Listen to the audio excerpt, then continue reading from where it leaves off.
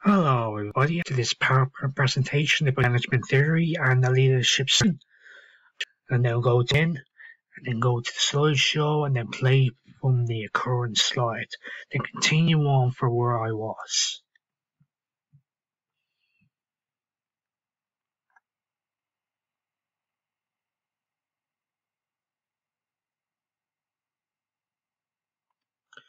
Okay, so this next slide. Sorry about that. It's about what to take out from the RATR experience, so the Relay Assembly Test Room experiments. Mostly they're directly linked to human factors, like for example, attitudes or opinions towards the company and management. Those contradicted Taylorism, the guy who created this scientific management, claims that once a worker was convinced of the best way to do a job, that he or she will adopt it. Okay, so let's go on to the next slide.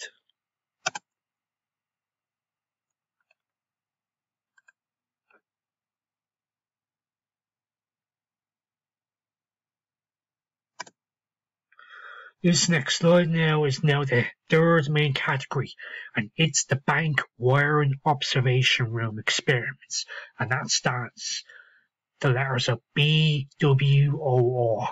If the experiment is involved, then it's E as well.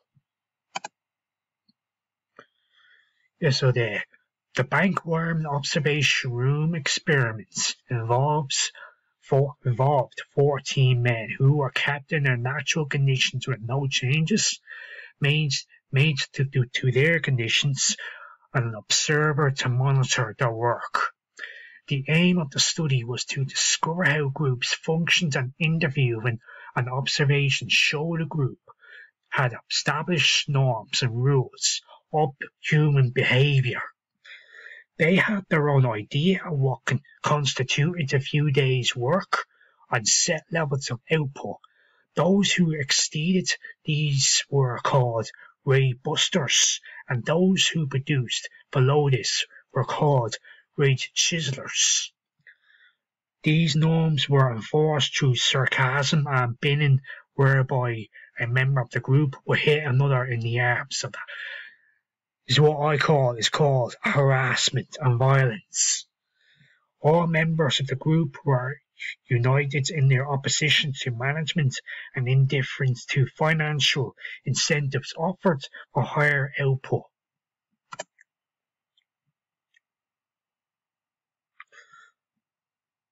Okay, now the next slide. What's to take from the Hawthorne studies? Mayo concluded from the BWOR that informal working relationships had a huge influence on motivation and performance. When Mayo had concluded his entire studies, he realized that an informal organization developed along with the organization structure recognized by management. Overall, the three studies led to the belief that social needs precedence over economic needs, and that informal work group could exert control over employee behaviour and performance. Consequently, management should focus on motivation, communication and employee welfare to gain cooperation in the group and promote job satisfaction.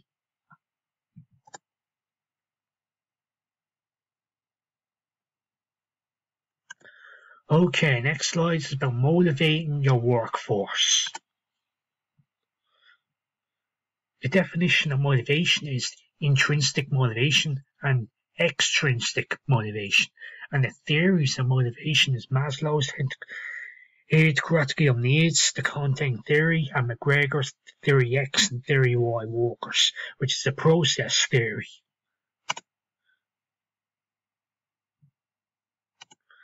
Okay, let's start on more about what is motivation.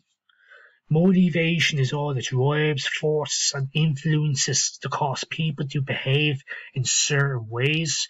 It is one of the three management skills. The benefits of highly motivated staff include higher productivity levels, lower absenteeism, so it means lower absence, higher quality, greater willingness to accept change, greater willingness to contribute ideas and take the responsibility. Okay, next slide. That's about now start with the intrinsic motivation. Intrinsic motivation refers to motivation that is driven by an interest or enjoyment in the task itself and exists within the individual rather than relying on any external pressure. So that's what intrinsic motivation is to an individual, an employee, to the employee. Okay, now this slide is about the extrinsic motivation. Extrinsic motivation comes from outside the individual.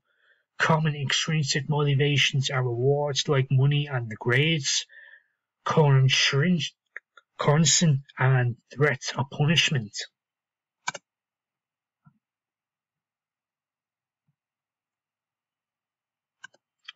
Okay, next slide is about the theories of motivation. The two theories of motivation is the Maslow hierarchy of needs and McGregor's theory X and theory Y workers.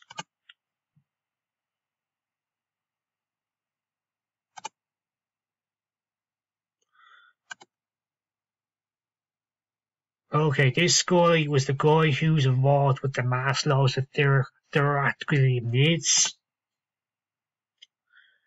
His name is Abraham Maslow. He was born in 1908 all the way to 1970.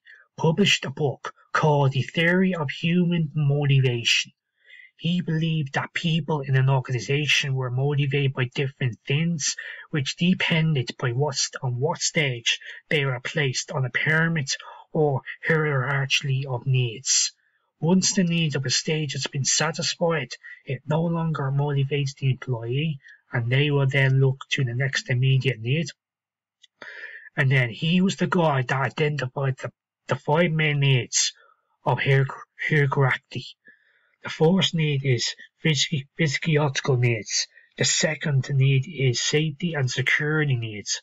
The third need is social and acceptance needs. The fourth need is the ego and esteem needs. And the fifth one is self-actualization needs.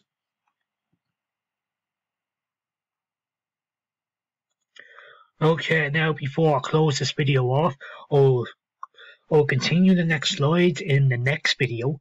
So for now, I just want to check the slides that I presented in this video, its slide spellings, and see what issues I encounter. So that was slide number 9 that I started. No. Yeah, it was slide number 10. Number 9 was the last one from the previous video. We'll go to the review tab and then click on check slides.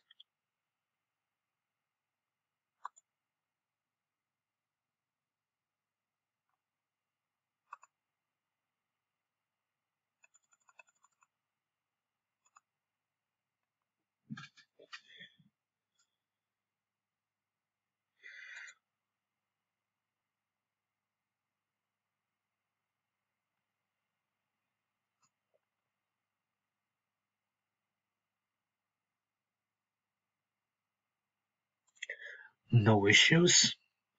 The bank wire and observation room experiments.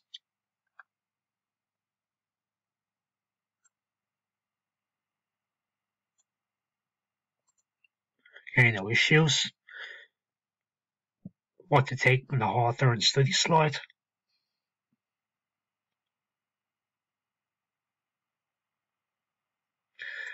No issues. Motivating your workforce. No issues. Now we're checking now.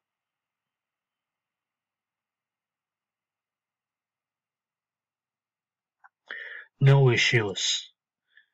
Then what is motivation?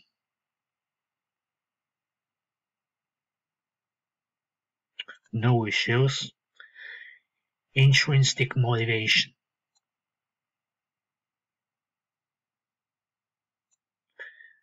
Extrinsic motivation.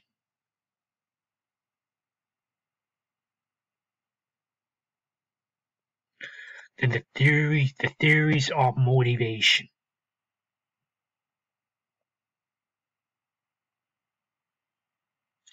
Then the last one is Maslow's hierarchy of needs.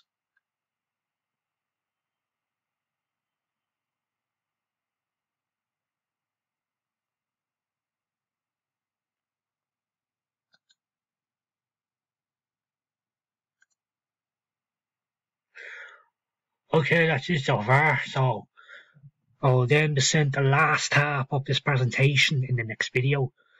It's a very interesting story so far, so thank you all for watching this and stay tuned for the next video, and I'll finish this off and then check all the rest of the slides, and then I'll close this off and then end the story in the next video. So thank you all for watching this and have a good day and enjoy your weekend.